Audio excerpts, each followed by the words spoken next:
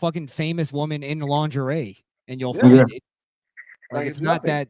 It's like female mud wrestling. It's like, NXT is all asses, by the way, Crishaun. Someone made a video where all NXT is just all big booty girls. That's it. That's all we have now. Just big booty blonde girls or big booty Latinas or big booty black girls. You know what, Alex?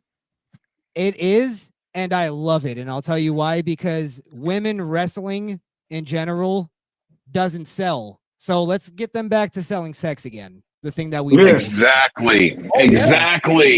Because watching a woman attempt a figure four and tangle up the other woman's legs is getting pretty dreary, and I can't give a fuck any less. Okay, I would say in terms of WWE NXT, shout out to hashtag NXT Time with D-Walk on Wednesdays at 9:30.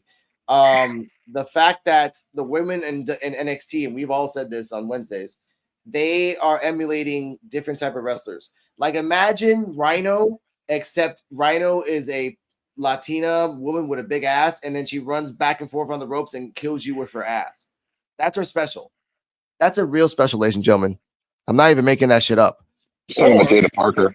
That's fine. Let me tell you something though, Alex. It's better than fucking Mercedes Moné trying to do her finish that she can't do, and I still don't know what it's supposed to look like. You're talking about the Moneymaker? Yes, because whatever is that her new move? The Moneymaker, the Monet Maker. She hasn't done it right yet. I don't know what it's supposed to look like. I'd rather her put her ass in somebody's face, because at least. By the way, that match last night was horrible. Sheeta was the only thing that saved that match. Hikaru Shida. She's the only thing that saved that match. Mercedes Moné looked horrible. She sucks. She's probably one of the worst wrestlers ever. Hey, can I ask you a question? That's sad because AEW has some decent female talent. Hold on, Joe. Can I ask y'all a question? What is she the CEO of? She's better off being a boss. What is she the boss of? That either. What is she the CEO of? At least you can claim to be a boss of something. You can't claim to be a CEO unless you have paper, like documented evidence that you're a CEO. You're right. She was the boss of crime. Okay, tangent aside, the reason I compared AEW to WWE and bring up NXT first is that we all three of us in the PWF can all consensually agree that NXT storylines fucking suck. They repeat it over and over again, and it's fucking repetitive. Okay, great. There's 25 fucking blondes there in NXT. I can't tell them the fuck apart, and they only pop up once every 3 months. So therefore, I'm like, what the fuck? This is how little sucks right now. Come on. This is how little I think of women's wrestling.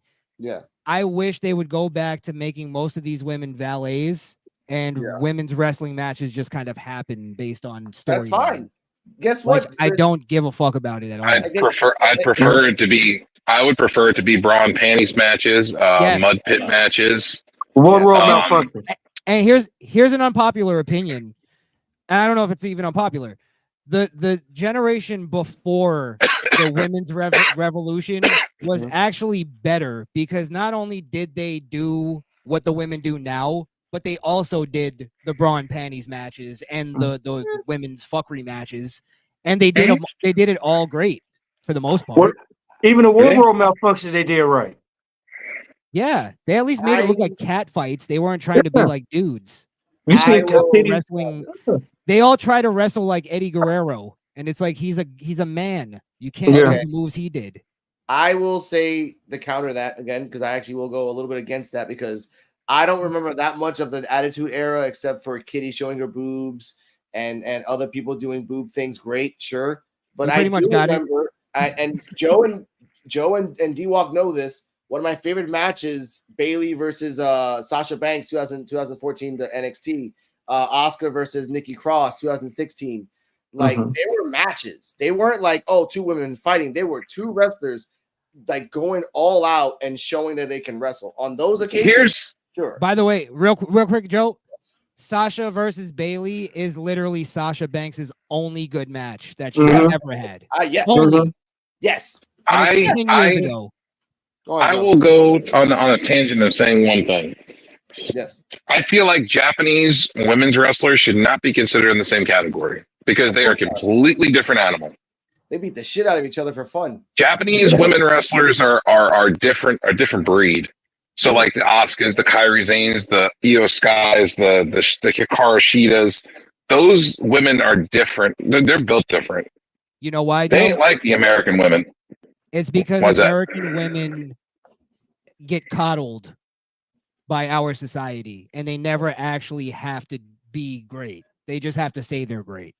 Mm-hmm. It's like I saw a clip of Jade Cargill going, the fans should be demanding for to watch me and Bianca Belair, and it's like if there was demand for it, then people would demand it. It's like there's a reason why nobody demands it, and it's like. And they go, well, we're putting on phenomenal matches, and it's like you're only putting on phenomenal matches because you're saying it. You're not actually putting on phenomenal matches. And on top of that, Bianca is the one that's carrying her fucking ass, anyways. The whole match, and every match. And I would be way more forgiving with women if they would just admit that no, we're not as good as the men, but we're doing something that most women don't do. And you go, okay, I can respect that. But not Charlotte. We're just as good as the men are. It's like, no, you're fucking not. Stop. Charlotte might be a different breed also. Charlotte's that's different. But and as much as people hate every other month. That's the problem. But as much as people hate hate on Charlotte because it's Charlotte. Yes, it's Charlotte. You know why? Because she's a fucking star. Yeah. Because she has good matches, because she knows how to fucking wrestle. She knows how to cut a promo and connect to the audience while she's cutting the promo. Not one woman on that roster can cut a fucking good promo. No.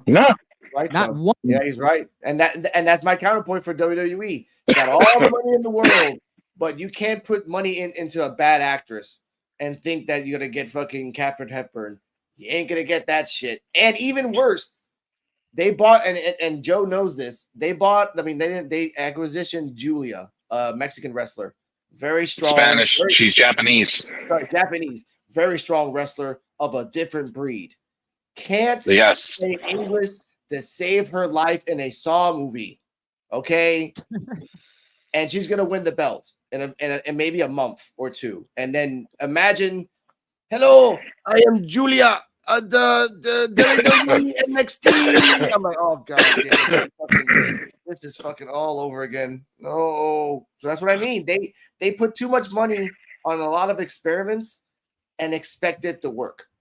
But again, she's another Japanese wrestler that is a great performer. Problem is, she can't talk because she's from Japan. Yeah. But again, she's another one of those different breeded wrestlers to where she's very good, but at the same time, she's going to have to learn more English to be better. Real quick. Alex, sorry, go ahead, Alex. You were going to say something? No, that's what I meant. Real quick. Like wrestlers like Julia and Vakur, who is Latina, I know that. Like Stephanie Vakur, yeah. Yeah, she's not good in English, and she has to realize, and then WWE has to realize, and Mr. Crishaun the Don made a good point. Put a valet. If you have a strong woman lead that can back ass and just kick ass, to have a male or woman valet. But don't leave by themselves and then think they're gonna go up. They're not.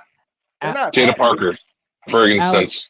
To what you said earlier, I think the bigger problem is the fact is that they're putting money and investing a lot of money into something that is a fairy tale. And until they get real about what the women's division should be and what it actually is, they're just going to keep throwing money down this rabbit hole, just like the NBA did with the WNBA for still actually. Yeah. Or unless WWE finds their Caitlyn Jenner, or not Caitlyn Jenner, what's the other one? Caitlyn Clark. Excuse me, Jesus Christ. Caitlyn Clark.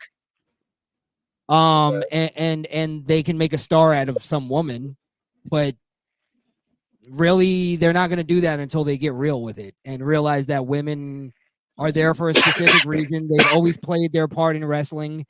And it worked for a reason. There's a reason why Miss Elizabeth never said a word in 20 years and people loved her to death. You get what I'm saying? Mm-hmm.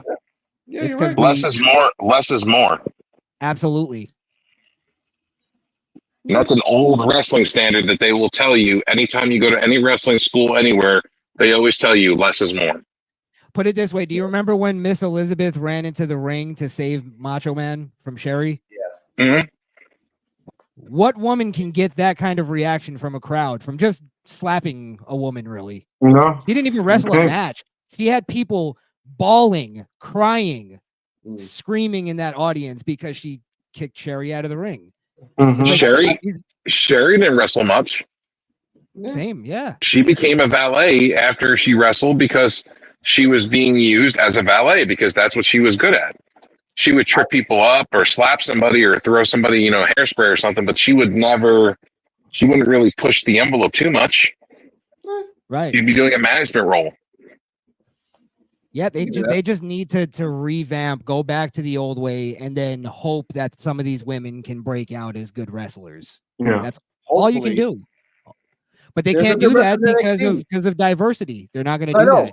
And there's some good wrestlers in NXT. That's why I'm watching NXT and only NXT, because I know that that's the future of the company. Like Roxanne Perez is only 5'4", but that fucking wrestler can go. Counter wrestler at max. And I respect that. Last Legend, 6'6", tall ass woman, but with enough training, she could be as good as a Dijakovic versus Keith Lee. Like you can go those. She can do. I could see Last Legend being another Charlotte, but she's gonna have to train.